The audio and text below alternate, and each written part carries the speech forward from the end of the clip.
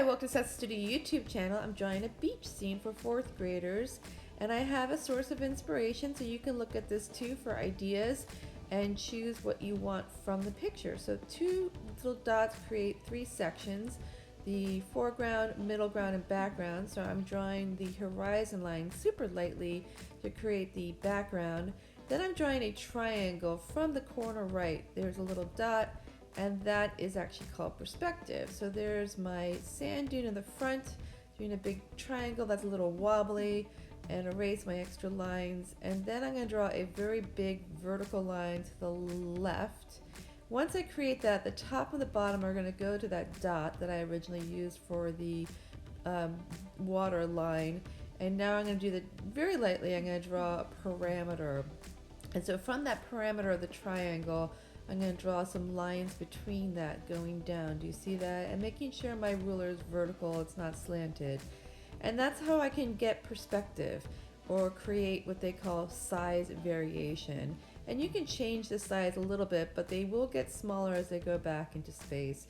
And yes, this is also called linear perspective. So erase your extra lines. That's why you have to draw lightly. I just rounded things off here. I thought that would look kind of cool. I added a little one there because I thought that would look fun. So using a V, kind of classic for grass or seagrass or whatever this is. And then get some expressive lines. So again, go back to that picture that I showed you or look at a different one.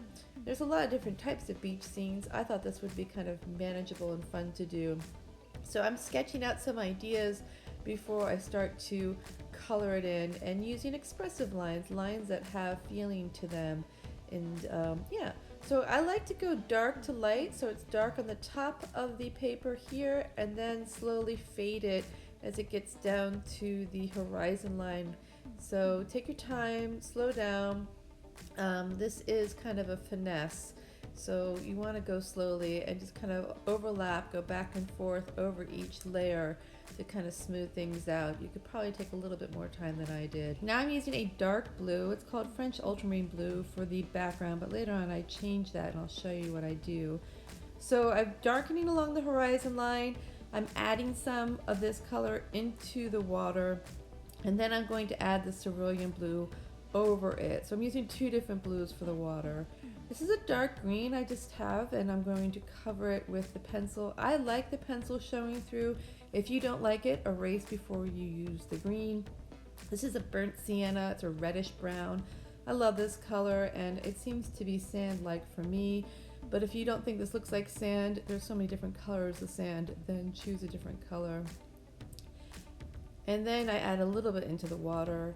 And what I'm going to do is mix a dark blue on top of this. It becomes kind of a dark brown and mix back and forth, so it's no longer reddish, it's more of a dark brown.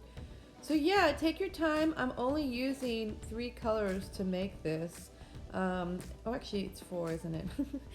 And also the pencil. I think the pencil seems to look kind of cool with it personally, but if you don't, that's okay.